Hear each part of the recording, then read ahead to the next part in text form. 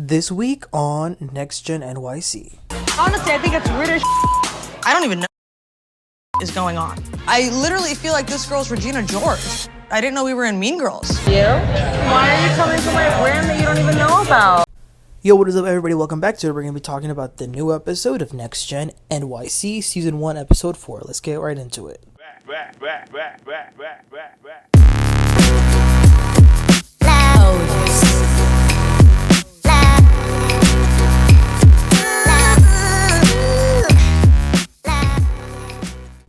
Alright, so we begin the episode seeing different clips of the cast. It was pretty funny that Charlie was in his apartment rolling weed or something, and he tells the cameraman, don't show parts that look messy. I don't want people to see me and be like, oh, he's a bum, I'm almost 30 living like this. And guess what they do? They show us all of his mess. Ariana and Hudson found an apartment finally. They've been hunting for a place to stay. It's over their budget, but it's inevitable at the location that they're in, New York, so it's going to be $10,000 a month for rent. Gia, we saw her briefly record a podcast with her mom, and we see Brooks hanging out with his parents at this cool place. Brooks says that he's not super thrilled that Seth met up with Charlie. He feels like he doesn't have much independence from his parents because a lot of his friends, his parents know them. And I could see that. I personally, I like that my parents know my friends and that my friends know them. But, are my parents hanging out with my friends without me and asking them about their sex lives and all that weird stuff? Of course not. So I understand why Brooks feels uncomfortable because Seth is being weird. Speaking of dads, Charlie has lunch with his dad and his dad's wife. Last week we saw Charlie have lunch with his mom and his mom's husband, but this time it's with his dad. I can see why Charlie is the way he is. His dad is just so dry, so bland, so stoic.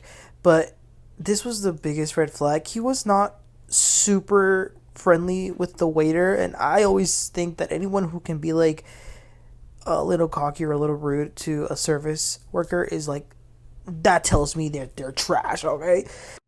The stepmom then invites Charlie over to their house, and Charlie says that he'll invite some of his friends. Then all of a sudden, he and his dad make a bet, and they're calling because the bet was over. When does the penthouse start to have different floors in the elevator, something like that? Okay, moving along. Ava, she calls her dad Damon Dash. What I like about Damon is that he's very nosy. He wants to hear all the tea. Ava's telling him what is going on, who is fighting who's not getting along, what's their relationship like with their parents. He wants to get into it all. And I like that because I do that too. Again, I'd say that everything to my parents. But again, there's a limit because, like I said, Damon isn't going to be asking these friends how many people they've slept with or hanging out with them. So I do think that's the difference with Seth. But we then see Georgia. I'm still trying to get a feel of Georgia because I feel like up to this point, I don't know her too much other than her telling us that she doesn't wash her hands sometimes.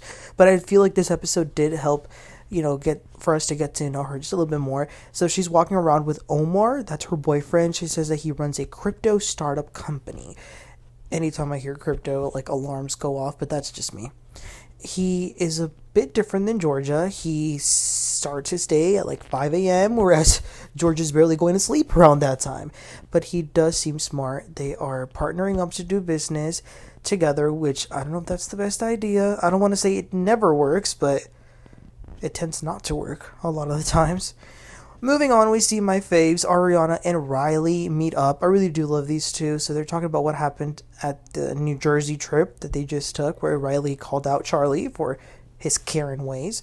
So, he had left, but that didn't stop the fun. They still had fun.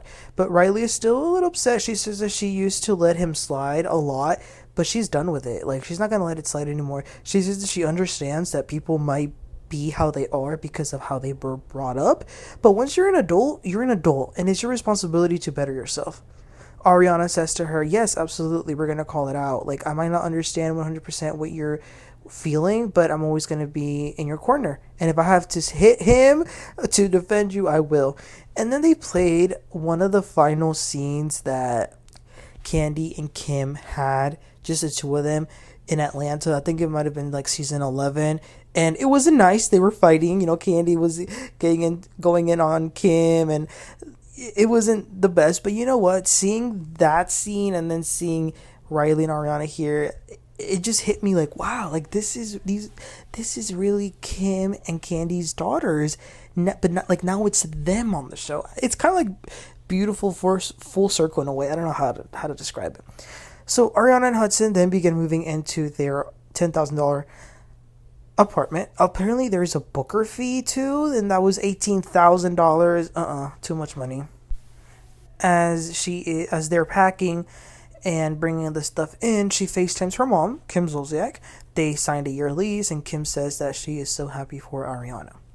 So then it's time for Charlie to go to his dad's place. He takes his friends, Georgia, Dylan, and Brooks. They head over there. They're in the car.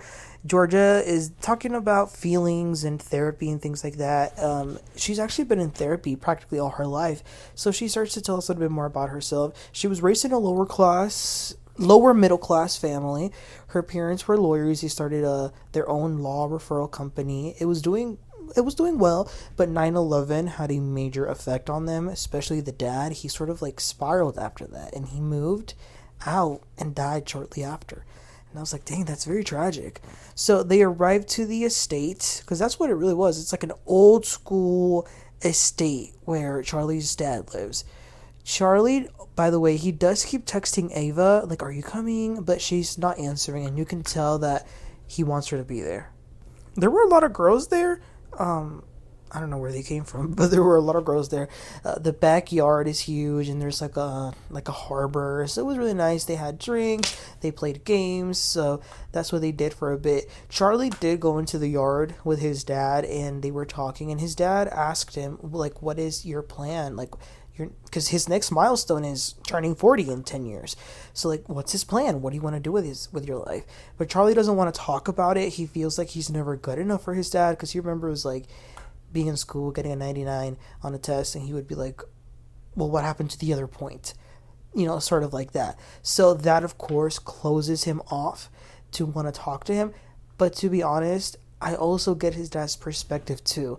Only because, like, you are 30 and you will be 40 before you know it. What is your life plan? Like, what do you want to do with your life? And I think that when you're literally being taken care of by your dad, you know, like, to be honest, like, he hasn't cut you off, then I do think he has the right to ask you what you're going to do. But again, when you don't have that positive dynamic, I see how it's hard for Charlie to, you know, tell him what he wants to do and be able to tell him, honestly. Moving along to another event, Damon Dash, he threw this huge sort of golf event. Ava invited Brooks and Seth. It's actually a super cool thing. It's called the OSG, Off School Grounds. So everybody there is a principal or a superintendent from economically challenged places.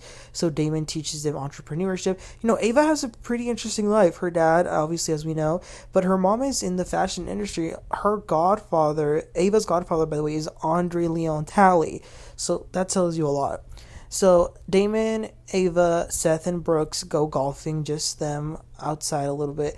Damon offered Seth a joint of weed, and Seth's like, oh no, I work in a public company. Which some people seem to have a problem with Seth saying that, but like, why? I don't smoke either, and I'm sure as hell not going to try weed on camera.